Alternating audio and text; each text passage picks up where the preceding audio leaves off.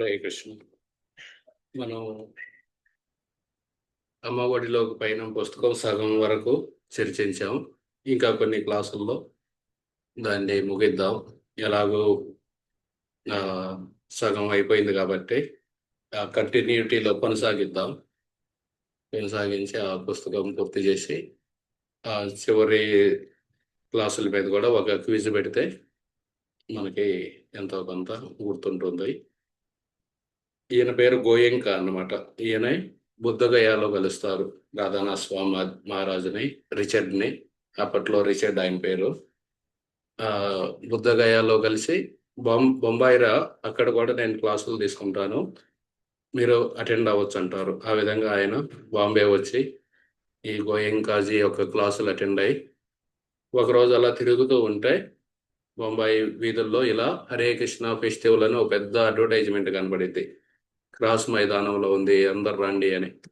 సరే అని ఆ క్రాస్ మైదానానికి వెళ్తారనమాట. వెళ్తే అక్కడ ఒక పుస్తకాలు అమ్ముతూ ఉంటారు ఆడ.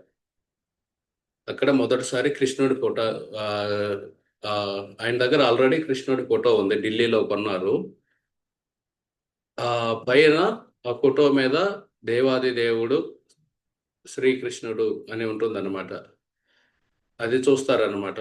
అది చూసి, ఓ ఈయన పేరు కృష్ణానా, ఇన్నాళ్ళు ఈయన పేరు తెలియదు. అలాగే గంగమ్మ, గంగాదేవి నాకు ఏ మంత్రం అయితే చెప్పిందో ఆ మంత్రంలో కూడా ఈయన పేరు ఉంది అని అనుకుంటారనమాట. ఆ విధంగా స్టేజ్ మీద యమునా మాతాజీ పాడుతూ ఉంటారు.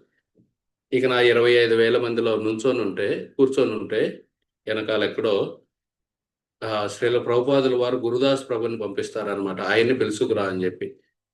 సో గురుదాస్ ప్రభు వెళ్ళి ఆయన్ని తీసుకొస్తారనమాట. ప్రభుపాదుల వారు నా పక్కనే కూర్చొని చెబుతారు. ఇంకా లోపల లోపల నుండి ఆయన కనిపిస్తూ ఉంటుంది అన్నమాట, మీరే నా గురువు గారని. కానీ లేదు లేదు, ఇప్పుడే కాదు, ఇంకా కొన్నాళ్ళు ఆగాలి అనుకుంటారు. ఇంకా ఆ విధంగా రోజు క్లాసులు అటెండ్ అవుతుంటారు. ఒకరోజు హల్వా తినబోతుంటే గురుదాస్ ప్రభు హల్వా తీసుకొని వద్దు ఇది వద్దు అని చెప్పి వెనక్కి తీసుకెళ్ళి ఆయనకి మంచి భోజనం పెట్టిస్తారు, ప్రసాదం. ఈయన గురుదాస్ ప్రభు. తర్వాత మాలిని మాతాజీని, శ్యామ్ సుందర్ ప్రభుని, వీళ్ళందరినీ కలుస్తారు. కలిసి ఇక్కడ చివరికి కృష్ణుడి పుస్తకం, కృష్ణ పుస్తకం, దేవాది దేవుడు శ్రీకృష్ణుడు, ఆ పుస్తకం కొనాలనుకుంటే డబ్బులు ఉండకపోతే అప్పుడు ఆయన బొంబాయిలో భిక్షాటన చేస్తారనమాట. ఎలాగోగలగా ఆ పుస్తకం కొనాలి, దానికోసం డబ్బు కావాలని. అప్పుడు కొంతమంది ప్రభుపాదుల వారికి చెబితే, ఈయన మీ పుస్తకం కొనడానికి భిక్షాటన చేస్తున్నారంటే ప్రభుపాదుల వారు ఉచితంగా ఇస్తారనమాట పుస్తకాన్ని. ఇక నీ భక్తులను వదిలేసి ఆయన మళ్ళీ హిమాలయాలకు వెళ్దామని వెళ్తూ ఉంటే ఆ ఒక వ్యక్తి కలిసి గణేష్పురి రమ్మంటారు. గణేష్పురి వెళ్తారు. అప్పుడు అక్కడ నిత్యానంద బాబా ఆయన ఒక మఠాన్ని పెడతారనమాట. ఆయన లేరు, వాళ్ళ శిష్యుడు ముక్తానంద బాబాను కలుస్తారు. ఆ ముక్తానంద బాబా శక్తి పథంలో దీక్ష ఇస్తానంటారు. ఈయన లేదండి, నేను ఇప్పుడే తీసుకోను దీక్ష, నాకు పూర్తి నమ్మకం ఎప్పుడైతే కలిగిద్దో అప్పుడే తీసుకుంటానని చెప్పి వెళ్తారనమాట. తర్వాత గోవా వెళ్తారు. గోవా వెళ్ళి గోవాలో ఒక పర్వతం దాటి ఆడెవ్వరుండరు. ఆడ ఒక వారం రోజులు ఉండి రోజుకు ఒక కొబ్బరికాయ భోజనం అన్నమాట. రోజు ఆడ కూర్చొని పుస్తకాలు చదువుకోవటం, ధ్యానం చేయటం అలా చేస్తూ ఉంటారు. ఒకరోజు ఆ బీచ్లో ఒక చేపను చూస్తారు. ఆ చేపని నీళ్ళలోకి వేస్తారు అనమాట. మళ్ళీ బయటకు వస్తుంది, మళ్ళీ వేస్తారు. చివరికి లోపలికి వెళ్ళేస్తే ఇంక రాదు అది. అప్పుడు ఆనందపడతారు. కొంచెం ముందుకెళ్ళగానే ఆ చేపలు పట్టుకునే వాళ్ళు వందల కొద్ది చేపలను బయటకు తెచ్చుంటారు. ఆయన అనుకుంటారనమాట, నీళ్ళల్లో వేయటం అంటే చేపని ఒక మనిషిని భక్తిలోకి తీసుకురావటం. అలా సాధువు ఎంతో కష్టపడతారు ఒక మనిషిని భక్తిలోకి తీసుకురావడానికి. కానీ మాయాదేవి భక్తి చేస్తున్న వాళ్ళని ఎంతో మందిని బయటకు లాక్కెళ్తుంది ఈ టీవీలు, స్మార్ట్ ఫోన్లు వీటన్నిటి ప్రభావం చేత. కాబట్టి మనం చాలా జాగ్రత్తగా ఉండాలి అని అనుకుంటారనమాట. తర్వాత ధర్మశాల వెళ్తారు. ధర్మశాలలో దలై లామా ఉంటారు. ఈయన క్రైస్తవులకి పోప్ ఎలాగో ఈయన బౌద్ధ మతస్థులకి అలా అన్నమాట. వాళ్ళందరికీ పెద్ద ఆయన. సో ఆ దల్లాయి లామాని కలిసి ఆడ కొన్ని రోజులు ఉంటారు. వాళ్ళ దగ్గర నేర్చుకుంటారు. ఆ గుహలో రోజు పైకెళ్ళి ఆ ధర్మశాలలో ఆ గుహలో ఉన్నప్పుడు ఒకసారి ఒక మండ్రగబ్బ పడుతుందన్నమాట కిందకి. అదే సమయంలో ఆయన కొవ్వొత్తి ఆరిపోయిద్ది. ఇకను భయపడతారనమాట. ఏమైద్దా అని. అప్పుడు కైలాస్ బాబాని గుర్తు చేసుకుంటారు. కైలాస్ బాబాని గుర్తు చేసుకొని, కైలాస్ బాబా చెబుతారు గదా! పాముల్ని, చెట్లని, సూర్యుడిని, చంద్రుడిని అందరినీ గౌరవించాలని. ఆ విధంగా ఆహ్, కదలకుండా ఉంటారు. ఏమవ్వదనమాట. తర్వాత కిందకొచ్చి హరిద్వార్‌లో ప్రేమ్ రావత్ అనే ఈయన కలుస్తారనమాట. ఈయనేంది అప్పట్లో నేనే కృష్ణుడిని, నేను మళ్ళీ అవతరించానని చెబుతుంటాడు.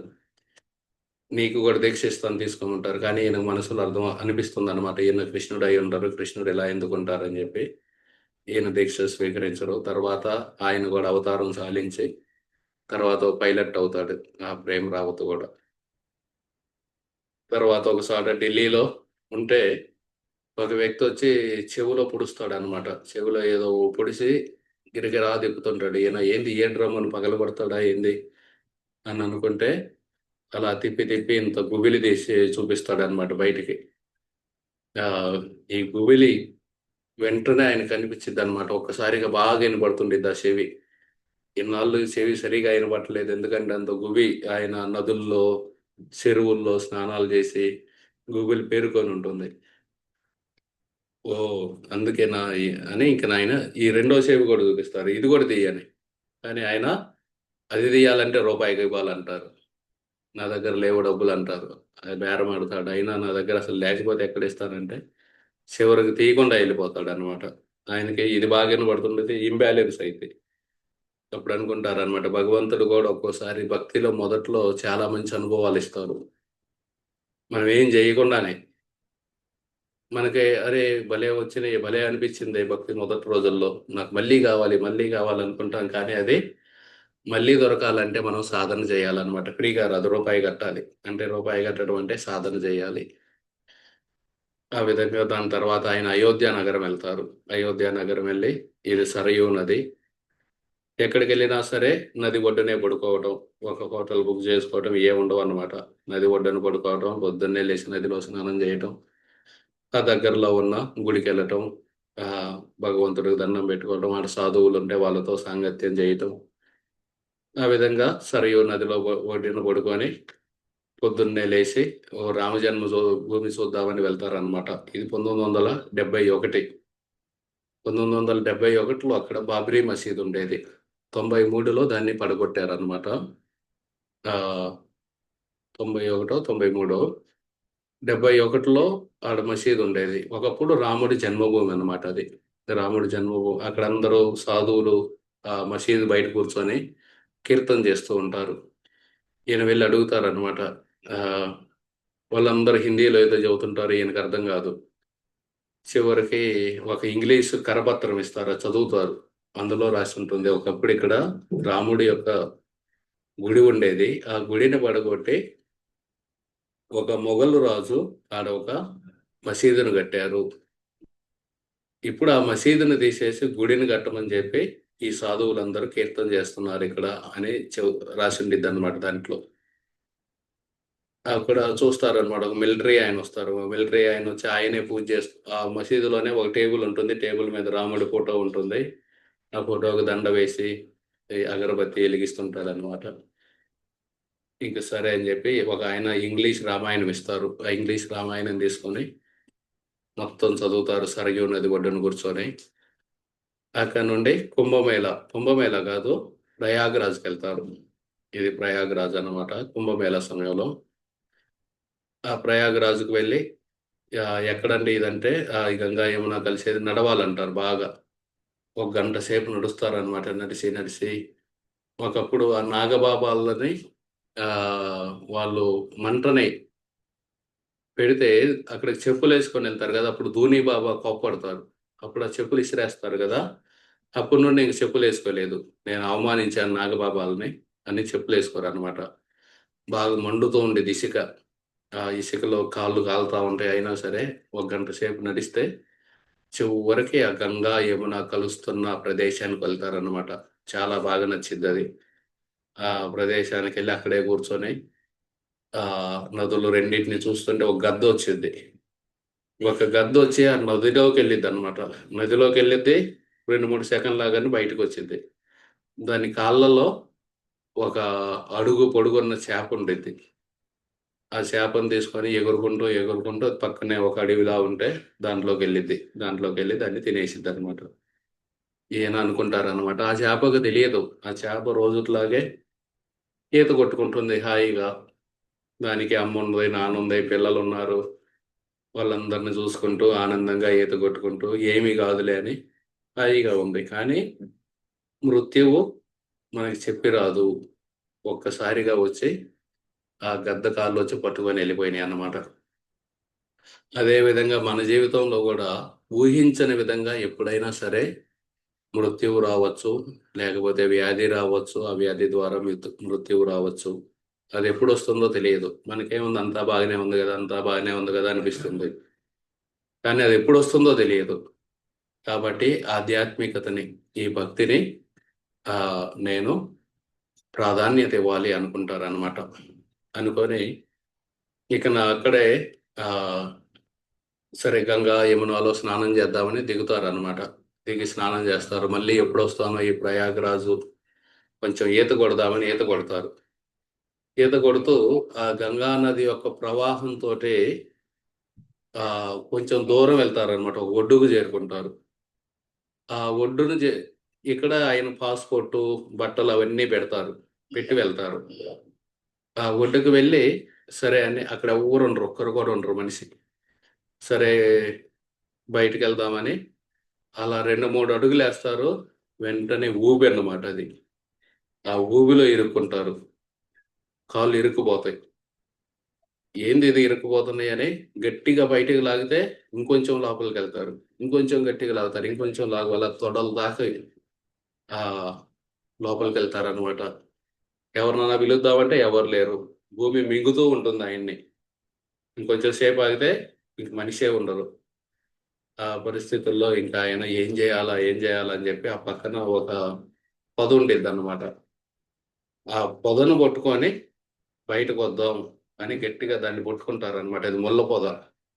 ఆ ముళ్ళ పొదను పట్టుకోగానే ఆ ముళ్ళన్నీ గుచ్చుకుంటాయి. చేతిలోకి ముళ్ళు గుచ్చుకొని రక్తం గారుతుంటుంది. సరే చేతికి రక్తం గారినా కనీసం ప్రాణాలు బతుకుతాయి అని చెప్పి దాన్ని గట్టిగా పట్టుకొని బయటకు రావడానికి ప్రయత్నం చేస్తుంటారనమాట. ఆ ప్రయత్నం చేస్తున్న సమయంలో ఆ పొద యొక్క వేళ్ళు కూడా కుళ్ళిపోయి ఉంటాయి. కుళ్ళిపోయి అది మొత్తం వేళ్ళతోటి బయటికి ఒడిబిక్కొని వచ్చిద్దనమాట. రాగానే ఇంకా పొదని అవతలకి విసిరేస్తారు. చెయ్యి నిండా రక్తం ఉంటుంది. ఇంక ఈ సగంకి ఆల్రెడీ భూమిలోకి పోయి ఉన్నారు. ఇంకా పరిస్థితులు ఏం చేయాలో అర్థం కాక సరే ఏదైతే అదైందని ప్రశాంతంగా పడుకుంటారనమాట దాని మీద. వెనక్కి వాళ్ళు పడుకోగానే ఆయనకు అప్పుడు అనిపిస్తుంది అనమాట, అరే నేనేమీ చేయకపోతే ఈ భూమి నన్ను లోపలికి లాక్కోవట్లేదు. నేను బయటకు రావాలని ప్రయత్నిస్తుంటే అది నన్ను లోపలికి లాగుతుంది. నేను కదలకుండా ఉంటే అదే కదలకుండా ఉంటుంది. అది అర్థం అవ్వగానే ఇక సరే అని అలాగే పడుకొని ఎలా చిన్నగా కదిలిద్దో ఆ విధంగా చిన్నగా కదులుతారనమాట నది వైపు. గంగా నది వైపు చిన్నగా కదులుతా ఉంటే అది బయటకు వస్తూ ఉంటారు. అలా చిన్నగా కదిలి నదిలోకి వెళ్ళిపోతారు. నదిలోకి వెళ్ళగానే అమ్మయ్య బతికిపోయానని చెప్పి ఇక గంగా యమున కలుస్తున్నాయి కదా, ఆ సంగమంలో ఆయన పాస్పోర్టు, బట్టలు ఇవన్నీ ఉన్నాయి. అక్కడికి వెళ్ళాలి ఇప్పుడు. ఆడికి వెళ్ళాలంటే ఎదురీత వేయాలి. ఆ ఎదురీత వేస్తూ ఉంటారనమాట. ఎదురీత వేస్తూ ఉంటే ఒక 10 నిమిషాలు ఈత వేసేదంతే మొత్తం అలిసిపోతారు ఇంకా. ఇక నేను ఇంక ఈదలేను అని వదిలేస్తారనమాట. వదిలేసి ఎవరన్నా కాపాడుతారేమో చూసి ఒక 200 అడుగుల దూరంలో ఒక పడవ వెళ్తుండిద్ది. ఆ పడవ మీద ఒక ఆయన తెల్ల చొక్కా, ఎర్ర తలపాగా పెట్టుకొని వెళ్తూ ఉంటాడు ముసలాయన. ఆయన్ని పిలుస్తాడనమాట ఇంగ్లీష్‌లో, హెల్ప్ మీ అంటుంటారు. ఆ ముసలాయన ఇలా చెయ్యి చూపించి వెళ్ళిపోతాడు. అరే నేను చచ్చిపోతుంటే ఆయన చెయ్యి చూపించి వెళ్ళాడు. కనీసం నన్ను తీయచ్చు కదా బయటకి అని, సరే ఏదో ఒకటిలే, ఆ ఊబిలో చనిపోయేదానికంటే కనీసం పవిత్రమైన గంగా నది, నాకు హరే కృష్ణ మహామంత్రం చెప్పిన గంగా నది, ఆ నదిలో చనిపోవటం మంచిదని చెప్పి ఇకన వదిలేస్తారనమాట. వదిలేసుకొని ఇకన అప్పటికే నీళ్లు తాగుంటారు చాలా. ఇకన గంగా నది నీళ్ళలోకి వెళ్తారనమాట. ఆ నీళ్ళలోకి వెళ్ళి ఇకన చచ్చిపోదామని వదిలేసుకున్న సమయంలో గంగా నది మళ్ళీ అదే మంత్రం చెప్పింది, హరే కృష్ణ కృష్ణ కృష్ణ హరే హరే, హరే హరే రామ రామ రామ హరే హరే. ఆ మంత్రం చెప్పగానే ఆ మంత్రం వింటారు. వెంటనే ఆయనకి మళ్ళీ ఇంకొక ఐడియా వచ్చింది అనమాట. ఆ పడవలో వెళ్తున్న ఆయన చెయ్యి ఇలా ఎందుకు ఊపాడు అని ఆలోచిస్తారనమాట. ఓ, ఆయన నాకు చెబుతున్నాడు గంగా నదికి ఎదురేత వెళ్ళొద్దు, ఆ గంగా ప్రవాహంతో వాలుతోటి వెళ్ళు అని చెబుతారు అని అర్థమైంది అనమాట. వెంటనే మళ్ళీ నీళ్ళలో నుండి బయటకు వచ్చి ఆ ప్రవాహంతో వెళ్ళి అక్కడెక్కడో చేరుకుంటారనమాట బయటికి, వేరే ఒడ్డును చేరుకొని ఇంకా ఆ నుండి ఎలాగో తిరిగి ఆ వస్తారనమాట ఆ సంగమం దగ్గరికి. ఆ వెళ్ళేటప్పుడు ఆయనకి మనసులో అనిపించింది అనమాట, అరే నా డాక్యుమెంట్స్, పాస్పోర్ట్ అవన్నీ ఇంకా ఉన్నాయా లేవా అని. అప్పుడు అనుకుంటారనమాట, మనసు చూడు, ఒక 10 నిమిషాల క్రితం నేను చచ్చిపోయేవాడిని, ఆ సమయంలో ఈ పాస్పోర్ట్ ఏమీ గుర్తు రాలేదు. ఆ సమస్య నుండి బయటపడ్డాను, మళ్ళీ ఇంకో సమస్య చెబుతుంది మన మనసు అని. ఇక సరే అని ఆ గం ఒక గంటలో మళ్ళీ తిరిగెళ్ళి అదంతా తిరిగెళ్ళి ఆ సంగమం దగ్గరికి వెళ్తే అందరూ స్నానాలు చేస్తుంటారు. వాళ్ళ మధ్యలో ఈయన డాక్యుమెంట్స్ అన్నీ అలాగే ఉంటాయి. వెళ్ళి వాటిని తీసుకుంటారనమాట. తీసుకొని సాయంత్రం అయిద్ది. అదే ఇసుక చల్లగా ఉంటుంది. ఆ చల్లటి ఇసుక మీద పనుకుంటారు. పనుకొని ఆలోచిస్తుంటారనమాట.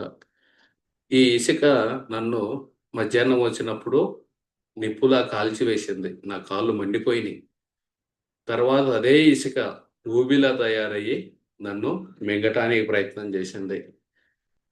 అదే ఇసుక ఇప్పుడు రాత్రిపూట చల్లగా, మృదువుగా నాకు ఆశ్రయం ఇస్తుంది. అదే ఇది ఒకటే ఇసుక.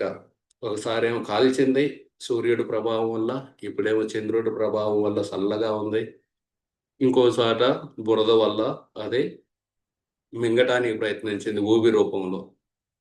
అదా అలాగే ఇసుకలాగే పరిస్థితుల ప్రభావంతో ఉన్న వ్యక్తి,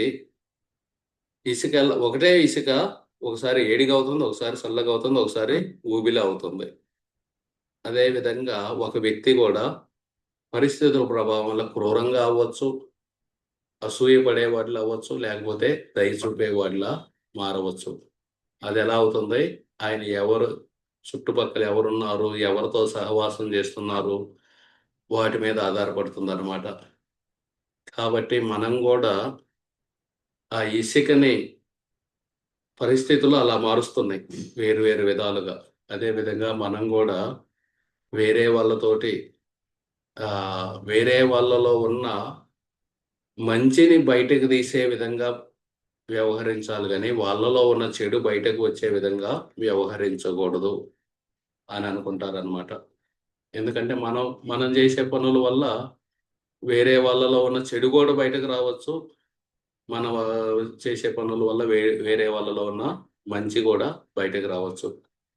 మనం ఏ పనులు చేయాలంటే ఎదుటి వాళ్ళలో ఉన్న మంచి బయటకు రావాలి, అటువంటి పనులు చేయాలి అని ఆయన అనుకుంటారనమాట.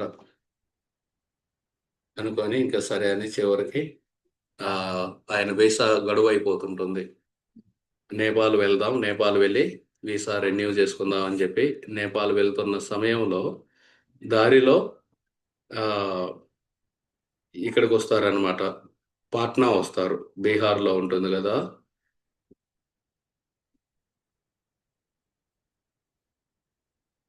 అనగానే ఇక ఆయన సరే అని జెప్పి ఆహ్, ఆ పాట్నాలో గూడా ఎక్కడికెళ్ళినా సరే నది ఒడ్డున పడుకోవటం. పాట్నాలో గూడా గంగా నది ఉంటుంది. ఆ గంగా నదిలో పడుకొని, ఆ నది ఒడ్డున పడుకొని ఉదయాన్నే లేస్తారనమాట. లేచి స్నానం చేయగానే అక్కడ ఓ తెల్లటి గడ్డంతోటి ఒకాయనుంటారు. పెద్ద స్వామి. ఆయన్ని చూడగానే ఈయనకి ఓహ్! ఈయనెవరో గొప్ప వ్యక్తి అని చెప్పి ఆయన దగ్గరికెళ్తారు. ఆయనకి ఇంగ్లీష్ రాదు. ఈయనకి హిందీ రాదు. ఇక స్వామి అంటారు, నాతో రా అని చెబుతారు. ఆ గంగా నది ఒడ్డున ఆయనకొక రాతితో చేసిన గుడి ఉండిద్ది. రాముడి గుడి. లోపల రాముడుంటారు. ఆ గుడిలో నలుగురైదుగురు సాధువులుంటారు. ఈయన పిలుస్తారనమాట. ఈయన అక్కడే ఉంటారు కొన్ని రోజులు ఆ రామసేవక స్వామి ద్వారా. ఆడ నారాయణ ప్రసాద్ అని చెప్పి ఒక ఆయన ఆ రామసేవక స్వామి యొక్క శిష్యుడు ఉంటారు. ఆయన కూడా 80 ఏళ్ళు ఉంటాయి. కాకపోతే ఆయనకి ఇంగ్లీష్ వచ్చు. ఆయన ఈ రాధన ఈ రిచర్డ్ తోటి మాట్లాడతారనమాట ఇంగ్లీష్లో. ఈ రామసేవక స్వామి గురించి అన్ని చెబుతారు. చెప్పి చివరికి ఈయన ఆడ ఉన్న రోజుల్లో ఒక్కోసారి వ్యాధిగ్రస్తుడైతే ఆయుర్వేద మందు తయారు చేసిస్తారు. ఆయనకి చేత్తోటి తినిపిస్తారు. ఇంత పెద్ద ఆయన, ఆయన స్వామీజీ. నేనేమో ఎక్కడో పాశ్చాత్య దేశాల్లో పుట్టి 20 ఏళ్ల కుర్రాడిని నా కోసం ఇంత చేస్తున్నారు అనుకుంటారనమాట ఆయన. అనుకొని ఇక ఆయన రోజు ఈ జపమాల మీద శ్రీరామ శ్రీరామ అలా జపం చేస్తుంటారనమాట. రామసేవకుడు, రామసేవక స్వామి.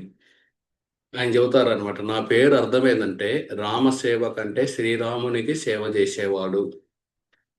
మరి శ్రీరాముడికి సేవ అన్నిటికంటే గొప్ప సేవ ఏంటంటే ఒక వ్యక్తిని, ఒక జీవుడిని రాముడికి గురించి చెప్పడం, రాముడి గురించి తెలియజేయడం. అంతకంటే గొప్ప సేవ లేవు. భగవంతుడికి ఒక వ్యక్తిని భగవంతుడికి కనెక్ట్ చేయడం అంతకంటే గొప్ప సేవ లేదు. ఆ సేవ నీకు చేశాను ఇప్పుడు. నిన్ను భగవంతుడికి కనెక్ట్ చేస్తున్నాను. కాకపోతే అది నేను చేస్తున్నది కాదు. అవకాశం నువ్వు నాకిచ్చావు. మీకు సహాయం చేయడానికి నాకు అవకాశం ఇచ్చినందుకు నేనెప్పుడూ రుణపడి ఉన్నానని చెబుతారనమాట రామసేవక స్వామి. నీకు భగవంతుడికి కనెక్ట్ చేసే అవకాశం మీరు కల్పించారు నాకు. కాబట్టి నేను మీకు రుణపడి ఉన్నాను. ఆ విధంగా చెబుతారనమాట. ఇంకా ఆ విధంగా రాత్రిపూట అక్కడే ఆ రాతి గుడిలో కింద కూడా రాయే ఉండిద్ది. ఆ రాయి మీద పడుకుంటారనమాట సాధువులు. రామసేవక స్వామి, ఇంకో సాధువు, ఈ రిచర్డ్ ముగ్గురు. రాత్రిపూట దోమలు కుడుతుంటాయి అనమాట. పీలుస్తుంటాయి రక్తాన్ని. అటు దొర్లుతారు, ఇటు దొర్లుతారు. ఇక నిద్ర పట్టదు. లేచి చూస్తారనమాట ఆ రామసేవక స్వామిని, వేరే సాధువుని. వాళ్ళకే దోమలు కుడుతుంటాయి కానీ వాళ్ళు గాఢ నిద్రలో ఉంటారు. అసలు కొంచెం శరీరం కొంచెం కూడా కదలదు. దోమలు పీక్కొని తింటూనే ఉంటాయి ఒక పక్క. వాళ్ళు మాత్రం ఒక రకంగా గాఢంగా నిద్రపోతుంటారు. ఈయన అనుకుంటారనమాట, ఏదో ఒక రోజు ఆ స్థితికి నేను కూడా చేరుకోవాలి అని. తర్వాత బయట నుండి ఒక సాధువు వస్తారనమాట. బయట నుండి ఒక సాధువు వచ్చి, మీ అందరికి ఈరోజు నేను వండుతాను ప్రసాదం అని చెప్పి ఆయన పాట్నాలో వెళ్ళి భిక్షాటన చేస్తారనమాట. కొంచెం బియ్యం, కొంచెం పెసరపప్పు, కొన్ని ఆలు, ఉర్లగడ్డలు, మిరపకాయలు అవన్నీ తెచ్చి ఒక పొయ్యి పెట్టి కట్టెలతోటి వండుతాడనమాట ఆయన.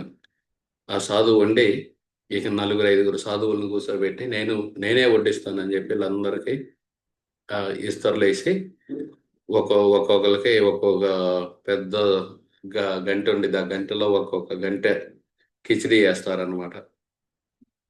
ఈయన ఆహా భలే ఉందని చెప్పి తిందామని అందరూ రాముడికి భజనలు చేస్తారు కాసేపు.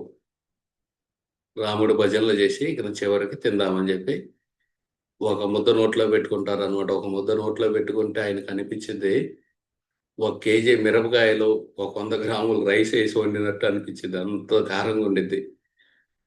నోరంతా మండుతూ ఉండిద్ది. కళ్ళమ్మ నీళ్లు తిరుగుతుంటాయి. ముక్కుల్లో నుండి గారుతుండిద్ది. ఒక చెవిలో గూబిలి ఆల్రెడీ ఢిల్లీలో ఒక ఆయన తీసేసాడు. ఇంకో చెవిలో గూబిలి ఉంది. ఆ గూబిలి కరిగిపోతుందేమో అనిపిస్తుంది. అంత మంటుండిద్ది అనమాట. కానీ సాధువుల్లో నియమం ఏంటంటే నువ్వు నీ ప్లేట్లో పెట్టింది నువ్వు పూర్తి చేయాలి. వదిలేయకూడదు. ఇక సరే అని చెప్పి ఈ మిగతా వాళ్ళని చూస్తారు. వాళ్ళందరూ హ్యాపీగా తింటూ ఉంటారు. వాళ్ళందరికి అలవాటు కాబట్టి. ఇంక ఈయన సరే ఎలాగో ఒకలాగా ఇప్పుడు నా లక్ష్యం అంతే ఈ పళ్ళెంలో ఉన్నది పూర్తి చేయాలి అని ఎలాగో ఒకలాగా కష్టపడి తింటారనమాట. తినగానే ఆ సాధువు మళ్ళీ వస్తాడనమాట. ఇంకో గంటె వేసుకో అని. ఈయన చెబుతారు హిందీలో, పూరన్ పూరన్ అంటే నాకు పూర్తిగా నాకు కడుపు నిండింది, ఇంకొద్దు వద్దు అంటుంటాడు. ఇంకొంచెం కొంచెం అని చెప్పి వేసేస్తాడు ఒక గంటె. ఒక్కసారిగా ఈయన కళ్ళు బైర్లు కమ్ముతాయి. వామ్మో! ఇప్పుడు మళ్ళీ ఇంకో చెంచా ఎలా తినాలి? ఇంకో గంటె అని ఇంక సరే అని ఎలాగో ఒకలాగా తింటారనమాట ఆ గంటె కూడా. ఆయన మళ్ళీ వస్తారు 3వ గంటకి వస్తూ ఉంటారనమాట దూరం నుండి. ఆడ నియమం ఏందంటే మిగతా సాధువులు తిన్నదాకా మీరు కూడా లేవకూడదు. అందరూ కలిసి లేవాలి. ఇంకా ఈయనొచ్చి మళ్ళీ ఏస్తాడేమో అని చెప్పి వెంటనే ఆ ఇస్తరును మడతేసి చేతిలో పెట్టుకుంటారు. చేతిలో పెట్టుకొని ఆయన నవ్వుతాడనమాట ఆ సాధువు. నవ్వి చెబుతాడనమాట మిగతా వాళ్ళందరికీ. చూడండి ఈయన ఎంత నా కిచిడీ ఎంత బాగుందో ఆయన కృతజ్ఞతతోటి ఏడుస్తున్నారు అని చెబుతారనమాట. మిగతా వాళ్ళకి. చెప్పగానే ఈయన అనుకుంటారనమాట. అవును నేను ఏడుస్తున్నాను. ఆయన నమ్మినట్లుగా అది కృతజ్ఞతతో కూడిన కన్నీళ్ళే గావచ్చు. ఇతరులను సంతోషపెట్టడం ఎల్లప్పుడూ సులభం గాదు. కానీ అలా చేయాలని కోరుకోవటం నా అంతర్గత స్వభావంలో ఒక భాగం. మిగతా వాళ్ళని ఏదో విధంగా సంతోషపెట్టాలి. ఆ సాధువును సంతోషపెట్టడానికి ఆహారం వల్ల కలిగిన మంట, నొప్పిని భరించడం ఒక చిన్న మూల్యం మాత్రమే. నాకు కొంత బాధ కలిగింది. కానీ ఆ సాధువుకు ఆనందం కలిగింది. అది చాలు నాకు. దాని ముందు నాకు కలిగిన నొప్పి ఏమాత్రం అని అనుకుంటారనమాట. అనుకోని ఇక ఆ నారాయణ ప్రసాద్ ఉన్నారు గదా! రామసేవక స్వామి యొక్క శిష్యులు. అక్కడ ఒక హిందువు ఉండేవాళ్ళు. ఆ హిందువు ఈ హిందూ ధర్మంలో కుల వివక్ష ఉంది. నిమ్న జాతి వాళ్ళని ఈళ్ళు తక్కువగా చూస్తారని జెప్పి నాకసలు ఈ హిందూ మతమే వద్దని ఆయన ఇస్లాంను స్వీకరిస్తారనమాట. ముస్లిం అవుతారు. పేరు గూడా మార్చుకుంటారు మహమ్మద్ అని. దాని తర్వాత అయినా సరే ఈ నారాయణ ప్రసాదు, ఈ మహమ్మద్ ఈళ్ళిద్దరూ రోజు కలిసి హిందూ శాస్త్రాలు, ఖురాన్ గురించి చర్చించుకుంటూ ఉంటారనమాట. అప్పుడు ఈ రిచర్డ్ అడుగుతారనమాట నారాయణ ప్రసాద్‌ని. మీరు హిందువు, ఆయన ముస్లిము మీ ఇద్దరు ఎలా కలిసి ఉంటారు అని. మీ ఇద్దరు వేరు వేరు మతాలు గదా! అప్పుడు నారాయణ ప్రసాద్ చెబుతారనమాట. ఒక కుక్క తన యజమాని ఎలాంటి దుస్తులు ధరించినా అతనికి గుర్తొస్తుంది. యజమాని ఒక్కోసారి లుంగీ కట్టుకొనొస్తాడు. ఒక్కోసారి సూట్, టై యేసుకుంటాడు. ఒక్కోసారి అసలు బట్టలు లేకపోయినా సరే కుక్క యజమానిని గుర్తిస్తుంది. మన ప్రియమైన యజమాని అయిన దేవుడు వేరే మతానికి చెందిన వేషంలో వచ్చినప్పుడు మనం ఆయన్ని గుర్తించలేకపోతే మనం ఆ కుక్క కంటే కూడా తక్కువ. ఈ మధ్య కాలంలో చాలామంది మా మతంలోనే దేవుడున్నారు. ఇంక వేరే మతాల్లో లేరు. అది చాలా సంకుచిత స్వభావం అన్నమాట. భగవంతుడిని అన్ని మతాలు పూజిస్తున్నాయి. ఆ దైవత్వాన్ని అన్ని చోట్ల గుర్తించాలన్నమాట. అలా గాకుండా మా మతాన్ని పాటిస్తేనే మీరు భగవంతుడి దగ్గరికెళ్తారు, లేకపోతే నరకానికి వెళ్తారు. ఇలాంటి సంకుచిత స్వభావం మంచిది కాదన్నమాట. సో, కనీసం కుక్క కూడా అటువంటి వ్యక్తుల కంటే ఒక మెట్టు ఎక్కువలో ఉందన్నమాట. యజమాని ఏ బట్టల్లో వచ్చినా గుర్తించగలదు. ఇకన సరే ఈయన బయలుదేరింది వీసా కోసం నేపాల్ వెళ్ళటానికి. కానీ ఇప్పుడు నేపాల్ వెళ్ళడం కుదరదు. లేట్ అయింది. ఈ రామసేవక స్వామిని కలిసినాక ఈయనకి చాలా ఆనందం కలిగి ఇక్కడే ఉండిపోయారు. చాలా రోజులు గడిచిపోయినాయి పాట్నాలోనే. చాలా రోజులు గడిచిపోయి ఇంక ఈయన ఆలోచిస్తున్నారన్నమాట. ఆహ్, సరే ఇక్కడే పాట్నాలోనే రెన్యూ చేసుకుందాం వీసా అని జెప్పి వెళ్తారన్నమాట. ఆడేంది ఒక ఇటుకలతో కట్టిన ఒక గది ఉండిద్ది. Visa office పాట్నాలో. ప్లాస్టరింగ్ గూడా చేయలేదు. ఒక ఒక టేబుల్ ఉండిద్ది. ఒక ముసలాయన కూర్చొనుంటాడు. ఆయనకి చెబుతారనమాట అప్లికేషన్ కావాలని. ఓ పావుగంట ఎతికి ఒక అప్లికేషన్ ఇస్తారు. ఈయన అదంతా ఫిల్ చేసి పాస్‌పోర్ట్ ఇస్తారనమాట. ఆయన చూసి, "ఏయ్! నువ్వు వెళ్ళటానికి వీల్లేదంటారు. నీకు వీసా ఎక్స్‌టెండ్ చేయడానికి వీలు కుదరదు. నువ్వు వెళ్ళిపోవాల్సిందే అమెరికా" అంటారు. ఇక ఆయన చూస్తారనమాట. గోడ మీద రాముడి ఫోటో ఉంటుంది.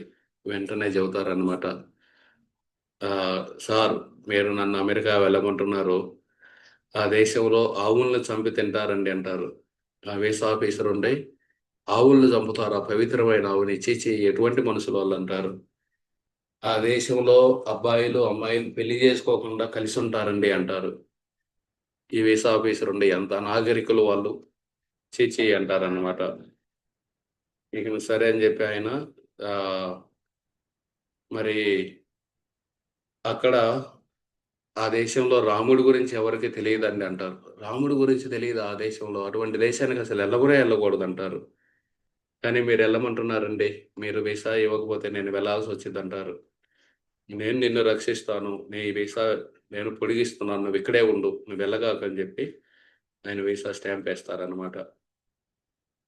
ఇక తర్వాత మళ్ళీ వచ్చి ఆ గంగా నది ఒడ్డున రామసేవక స్వామి దగ్గర ఆ రాతి గుడి ఉంటుంది గదా! రాముడి గుడి. ఆ గుడిలోనే ఆ సాధువులతో పాటు ఉంటూ ఉంటారు. ఆ సాధువులందరూ పొద్దున్నే రోజు 3 గంటల పాటు రామాయణాన్ని చర్చిస్తారనమాట. రామసేవక స్వామి రామాయణం చదువుతారు. అప్పుడు వీళ్ళందరూ వింటూ ఉంటారు. ఒక్కోసారి నవ్వుతూ ఉంటారు. ఒక్కోసారి ఏడుస్తూ ఉంటారు. ఆ కథను బట్టి. ఈయనకేమి హిందీ రాదు. ఇకనెలా అని జెప్పి ఆ నారాయణ ప్రసాద్‌కి ఇంగ్లీష్ వచ్చు గాబట్టి, మీరు వినండి. విని క్లాస్ అయిపోయినాక నాకు జెప్పండి అంటారనమాట. నారాయణ ప్రసాద్ సరే అంటారు. మొదటి రోజు 3 గంటలు క్లాస్ అయిపోయిద్ది. క్లాస్ అవ్వగానే నారాయణ ప్రసాద్‌కి చెబుతారు. మీరు నాకు చెప్పండి ఇప్పుడని. సరే పద అని గంగా నది ఒడ్డుకు తీసుకెళ్ళి దామోదర్ లీల చెబుతారనమాట. కృష్ణుడున్నారు. చిన్నతనంలో వెన్న దొంగతనం చేశారు. వాళ్ళ అమ్మ కోప్పడింది. కృష్ణుడిని రోటికి కట్టయిపోయింది. ఆయన పారిపోయారు. ఆయన తీసుకొచ్చి మళ్ళీ కట్టేసింది. ఆ రోలుతోటి ఆయన చెట్ల మధ్యలోకెళ్లారు. చెట్లు పడిపోయినాయి. ఆహ్, మణిగ్రీవ, నలకూబేర విముక్తి కలిగింది. ఇవన్నీ చెబుతారనమాట 10 నిమిషాల్లో. నేనంటా "అరేయ్! 3 గంటలు క్లాస్ అయిపోయింది. నువ్వు నాకు 10 నిమిషాలే చెప్పావు. మొత్తం చెప్పలేదా?" అంటే, "లేదు లేదు మొత్తం ఇదే జరిగిందంటారు." సరే అంటారు. మరుసటి రోజు మళ్ళీ రామాయణం మీద క్లాస్ అయిద్ది 3 గంటల పాటు. దాని తర్వాత ఈ నారాయణ ప్రసాద్‌ని ఈ రిచర్డ్ అడుగుతారనమాట నాకు అనువదించని. సరే పద అని గంగానది ఒడ్డుకు తీసుకెళ్ళి మళ్ళీ 10 నిమిషాల్లో దామోదర్ లీల చెబుతారనమాట. ఇది ఈ రోజు గూడా ఇదే చెప్పారంట. ఆ! ఈ రోజు గూడా ఇదే చెప్పారంటారు. మూడో రోజు గూడా దామోదర్ లీల చెబుతారు. నాలుగో రోజు ఈయనకి అనుమానం వచ్చిద్దనమాట. ఈయనేంది రోజు అదే చెబుతున్నారని. ఈయనకి హిందీ రాకపోయినా రామసేవక స్వామి దగ్గర కూర్చుంటారనమాట. మొత్తం వింటారు. విని నారాయణ ప్రసాద్ క్లాస్ అయిపోయినాక ఇప్పుడు అనువదించంటారు. సరే పద గంగానది ఒడ్డుకని మళ్ళీ అనువదిస్తుంటారు. మళ్ళీ దామోదర్ లీల మొదలుపెడతారు. ఈ రిచర్డ్ చెబుతారనమాట. ఈరోజు క్లాసంతా నేను విన్నాను. ఎక్కడ కృష్ణ అనే పదం రాలేదు. యశోద అనే పదం రాలేదు. నన్నెందుకు మోసం చేస్తున్నారు మీరు? అసలు ఈ కథే దీని గురించే చెప్పలేదు. ఇయాలంతా రాముడి గురించి చెప్పారు. మీరెందుకు నాకు చెప్పడం లేదు? నేను అర్హుడిని కాదా? నాకు ఆ రామాయణం వినే అర్హత లేదా? అని కళ్ళమ్మట నీళ్లు పెట్టుకొని అడిగితే, ఆ నారాయణ ప్రసాద్‌కి కూడా కళ్ళమ్మట నీళ్లొస్తాయన్నమాట. ఆయన కళ్ళమ్మట నీళ్లొచ్చి ఆయన చెబుతారన్నమాట. మీరు ఏ రోజైతే రామసేవక స్వామిని కలిసారో, ఆ రోజు రాత్రి రామసేవక స్వామి నిద్రపోతున్న సమయంలో శ్రీరాముడు ఆయన కల్లోకొచ్చి చెప్పారు. ఎవరైతే ఈ పిల్లవాడొచ్చాడో, ఈ యువకుడు ఆయన కృష్ణుడి యొక్క భక్తుడు. ఆయన పూజించే స్థలం వృందావనం. ఆయనకి నా గురించి ఏమి చెప్పొద్దు. ఆయనకంతా కృష్ణుడి గురించే చెప్పు అని సలహా ఇచ్చారు. రామసేవక స్వామి నాకదే జెప్పారు. నీకు ఏది జెప్పినా సరే కృష్ణుడి గురించే చెప్పమన్నారు. నేనేమో పుట్టిన కాడ నుండి రామ భక్తుడిని. నాకు రాముడి యొక్క లీలలన్నీ తెలుసు గానీ, కృష్ణుడి లీలల్లో ఈ దామోదర్ లీల తప్పించి ఇంకేమి తెలీదు. అందుకే రోజు నీకిదే చెబుతున్నానంటారనమాట. అనగానే ఈ రిషడ్ అంటారనమాట. కృష్ణుడా? కృష్ణుడిని భక్తుడవుతానా? బృందావనం అసలు ఆ పేరే వినలేదు నేను. ఆహ్, నాకు హిమాలయాల్లో ఉండాలని ఉంటుంది. మీరేం చెబుతున్నారో నాకర్థం కావట్లేదని ఆయన దాన్ని పెద్దగా పట్టించుకోరనమాట. ఇక కొన్ని రోజులకి ఆ రామసేవక స్వామిని వదిలేసి నేపాల్ వెళ్ళాలని ఆయన నేపాల్ బయలుదేరతారనమాట. బయలుదేరే ముందు రామసేవక స్వామికి వీడ్కోలిస్తారు. వీడ్కోలిస్తారు రామసేవక స్వామి ఈయనకి. చుట్టుపక్కల చూస్తారనమాట. ఏదన్నా ఇద్దాం ఈయనకని. చూస్తే ఒక కర్రుండిద్దాయన చేతి కర్ర. ఆ చెయ్యి కర్ర ఇస్తారనమాట. తీసుకో ఇచ్చేటప్పుడు వైష్ణవుల యొక్క దయ అనే కర్ర మనల్ని వైష్ణవుల యొక్క కృప మనల్ని ప్రమాదాల నుండి రక్షిస్తుంది అని చెప్పి ఆ కర్ర ఇస్తారు. ఆయన సరే అని రక్సోల్‌కెళ్తారు. రక్సోల్ నుండి ఒక లారీ వచ్చిద్ది. లారీ ఎనకాల బియ్యపు బస్తాలు అవన్నీ ఉంటాయి. దాని మీద ఎక్కి కూసో ఫ్రీగా తీసుకెళ్తానంటాడు డ్రైవరు. ఈయన చాలామంది ఆల్రెడీ ఉంటారు. ఈయన కూడా ఎక్కి కూర్చుంటారు. రాత్రి పూటకి కాఠ్మండు తీసుకెళ్తారు. కాఠ్మండు తీసుకెళ్ళి ఆడ చేరుకోగానే ఇక రాత్రి పూట ఆ చీకట్లో ఒక వీధిలో ఎళ్తూ ఉంటారనమాట. దూరం నుండి కుక్కల అరుపు వినబడిద్ది. కుక్కలు మొరుగుతూ ఉంటాయి. ఈయనకి ఒక్కసారిగా సాధువుల మాటలు గుర్తొస్తాయి. సాధువులు వాళ్ళలో వాళ్ళు చెప్పుకుంటూ ఉంటారనమాట. మనం ఒక్కల్లో ఎప్పుడు వెళ్ళకూడదు. రాత్రిపూట ఎళ్ళామంటే కుక్కలు గనక ఒక గుంపుందంటే అవి ఒక్కసారిగా మన మీద దాడి చేసి చేతులు, కాళ్ళు అన్ని పీకి అక్కడికక్కడే తినేస్తాయి. కాబట్టి జాగ్రత్తగా ఉండాలని ఈయనకు కూడా చెబుతారనమాట. ఈయన గుర్తొచ్చింది. ఇక నువ్వు వెనక్కెళ్దాం అనుకుంటున్న సమయంలో ఒక్కొక్క చూసిద్ది. ఒక్కొక్క చూసి పెద్దగా తల పైకెత్తి ఓలేసిద్దనమాట. ఓలేయగానే ఇంకొక 5, 6 ఇంకో 10 సెకన్‌లో చాలా కుక్కలొస్తాయి. ఈయనకి ఆ భయంలో ఎన్ని కుక్కలున్నాయి గూడా లెక్క పెట్టలేరనమాట.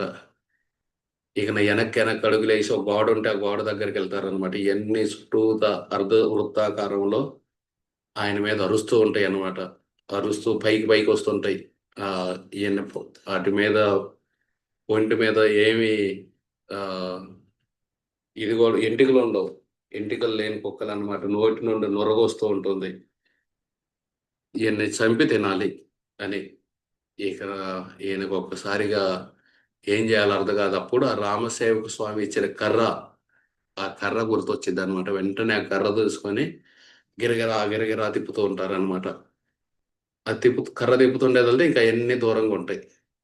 మధ్య మధ్యలో ఒక్కొక్క ముందుకొస్తూ ఉంటుంది పట్టుకుందామని. వెంటనే ఆ కర్రతోటి ఒక్క దెబ్బ కొట్టగానే అది ఎనక్కెళ్ళిద్ది. ఎనక్కెళ్ళిద్ది మళ్ళీ వెంటనే ముందుకొస్తూ ఉంటుంది.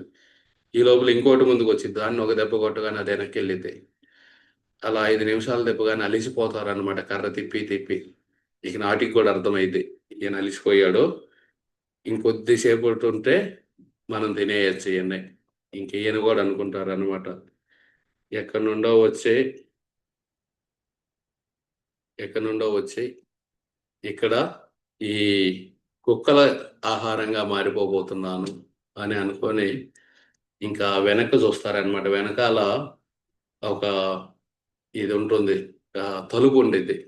ఆ తలుపేసుందా అని దాన్నిలా తిప్పి కొంచెం ఇట్లా తొయ్యగానే తలుపు తెరుచుకునిద్ది. ఒక్కసారిగా లోపలికెళ్ళి తలుపులు మూసేస్తారు. తలుపు మూసేయగానే ఇక నా కుక్కలన్నీ ఆ తలుపు మీద పడతాయన్నమాట. ఎలాగో ఒకలాగా తెరవాలని. మన నోటికి అందిన ఆహారం పోయిందని వాటి బాధ. ఇంకొకసారిగా లోపల ఒక లాంతరెలిగిద్ది. లాంతరెళ్ళగానే నేల మీద పడుకున్న ఒక కుటుంబం కనపడిద్ది. ఆ కుటుంబంలో మగవాళ్ళిద్దరు లేస్తారనమాట. లేసి ఎవరో దొంగోడొచ్చాడని కత్తి తీసుకొనొస్తారు ఈయన్ని చంపడానికి. ఈయనెంతనే ప్రాధేయపడతారనమాట. చెప్పలేరు. నేపాలీ రాదు. మా ఆయన శరీర భాషతో, బాడీ లాంగ్వేజ్‌తో చెబుతారనమాట. క్షమించండి నేను దొంగను గాదని. వెంటనే వాళ్ళు సరే బయటకు పో అంటారు. వాళ్ళు ఇంటారనమాట. బయట కుక్కలు అరుస్తూ ఉంటాయి. వాళ్ళకి అర్థమైద్ది. ఈయనిప్పుడు బయటకు పంపించాము అంటే చచ్చిపోమని చెప్పటమే. సరే అని జెప్పి ఇంక వాళ్ళు ఒక్కసారిగా ఆయన మొఖంలో చూసి ఆలోచిస్తారనమాట.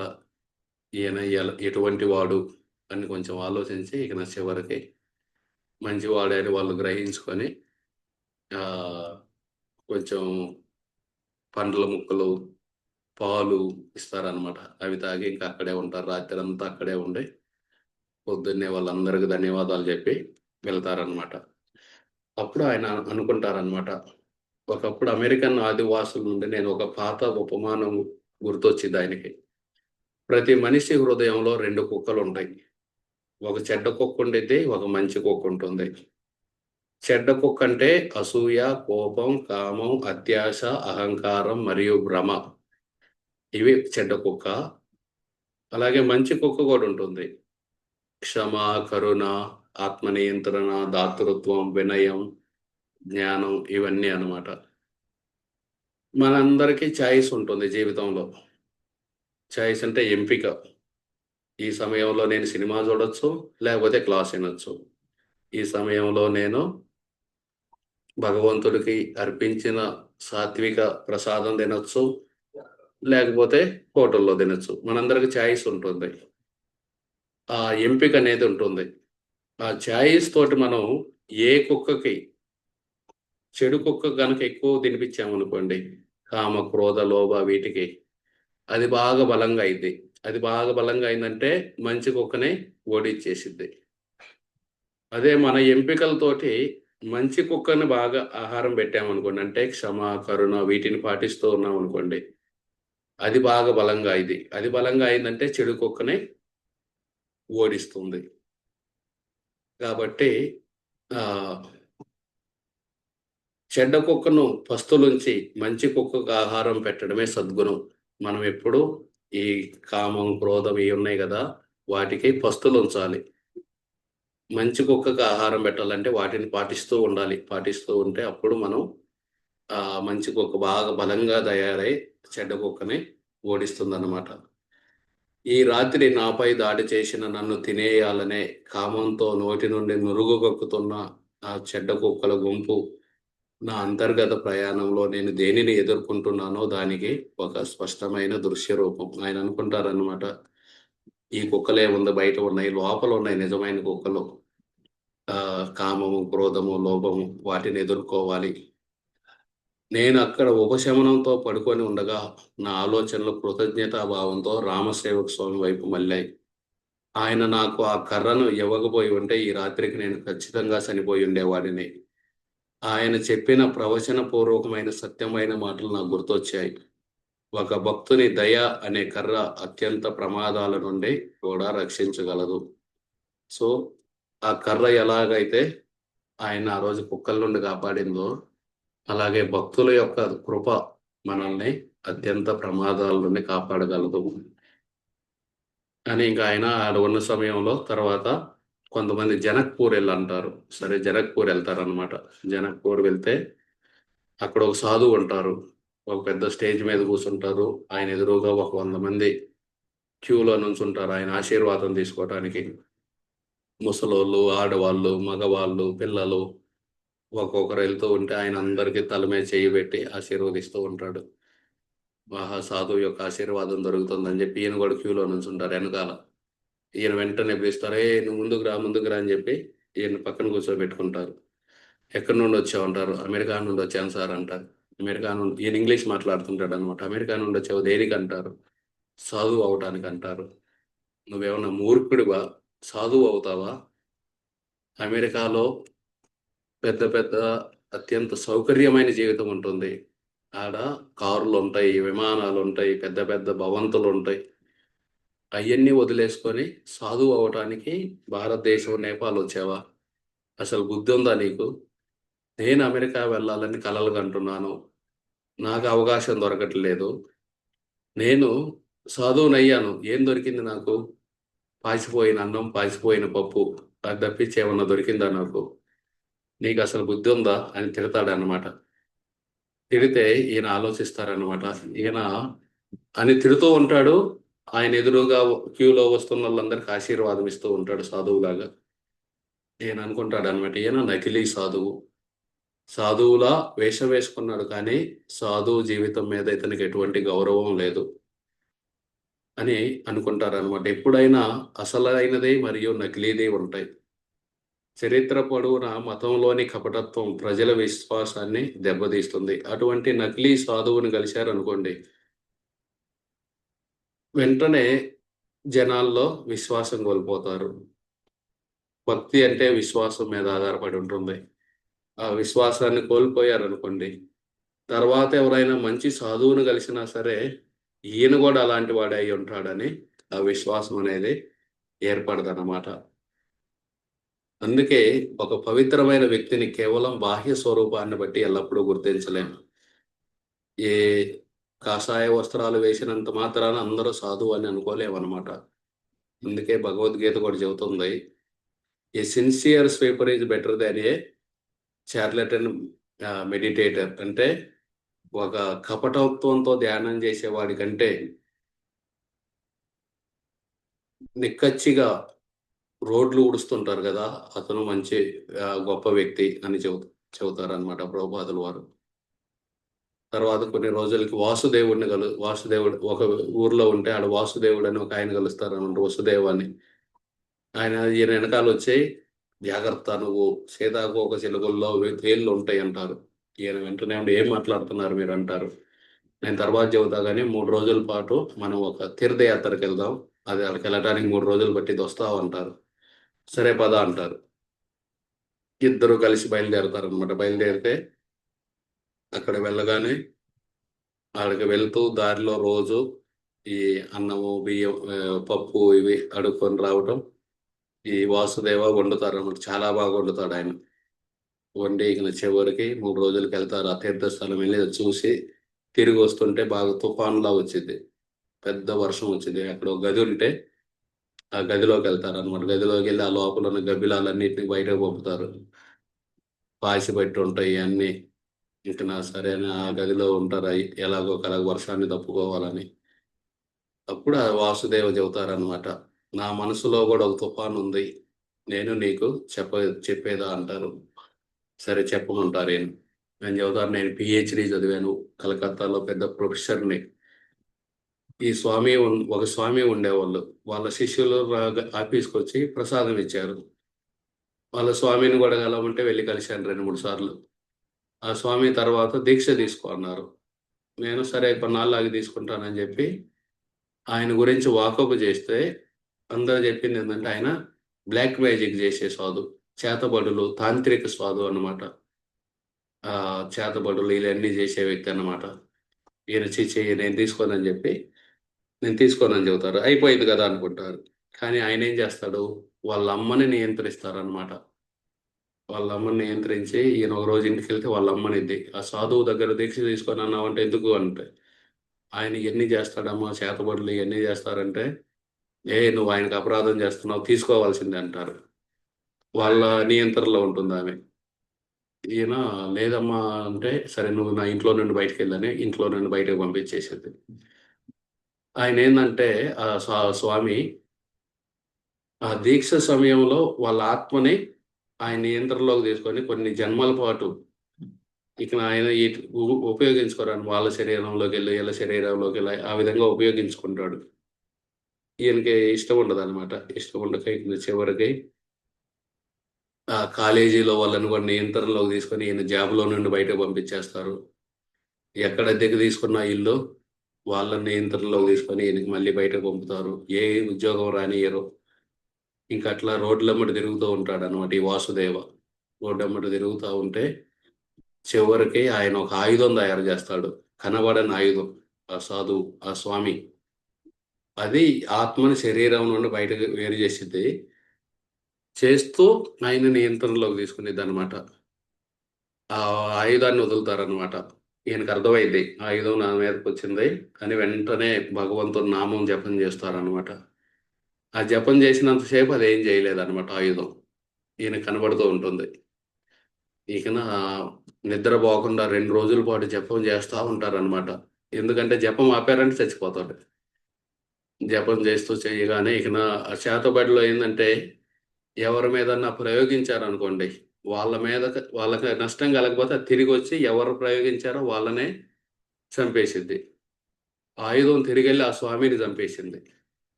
ఆ స్వామి చచ్చిపోయాడు. కానీ ఆ సూక్ష్మ శరీరంలో ఉన్నాడనమాట ఇంకా పైనుండి. ఆ మనసు, బుద్ధి అవి ఉంటాయి కదా! అక్కడి నుండి ఆళ్ళ శిష్యుల్ని కంట్రోల్ చేస్తూ ఉంటాడనమాట. ఈ వాసుదేవ్ అక్కడున్నాడు. మీరందరూ అక్కడికెళ్ళి ఆయన్ని ఇబ్బంది పెట్టండి. అలా ఆయన్ని వెంటపడుతూ ఉంటాడనమాట ఎక్కడికెళ్తే అక్కడికి. ఇంకా వాసుదేవ చెబుతారనమాట. ఇలాంటి వాళ్ళు కూడా ఉంటారు. జాగ్రత్త నువ్వు ఆధ్యాత్మిక ప్రపంచంలో. అందరూ మంచి వాళ్ళని అనుకోవద్దు. అంధభక్తి చేయొద్దు అని చెప్పి, ఇకన సరే ఆహ్, నువ్వు వెళ్ళిపో ఇక్కడి నుండి. నా దగ్గరుంటే నీకు కూడా ఈ బాధలు కలుగుతాయి. నేను నిద్రపోతున్నాను. నేను లేచి చూసేసరికి నువ్వు లేకపోతే నేను అర్థం చేసుకోగలను. నా గురించి ప్రార్థన చెయ్యి అని చెప్పి ఆయన ఆ మట్టి మీద పడుకుంటారు. నేల మీద పడుకుంటారనమాట. ఆ చీకట్లో ఈయన వాసుదేవుకి ప్రార్థన చేసి ఆ చీకట్లో కలిసిపోతారనమాట. నడుచుకుంటూ దూరంగా వెళ్ళిపోతారు. ఆ విధంగా అటువంటి వాళ్ళు కూడా ఉంటారనమాట. ఇంత మంచిది అందరూ గొప్పవాళ్ళు ఈ విధంగా అనుకోకూడదు.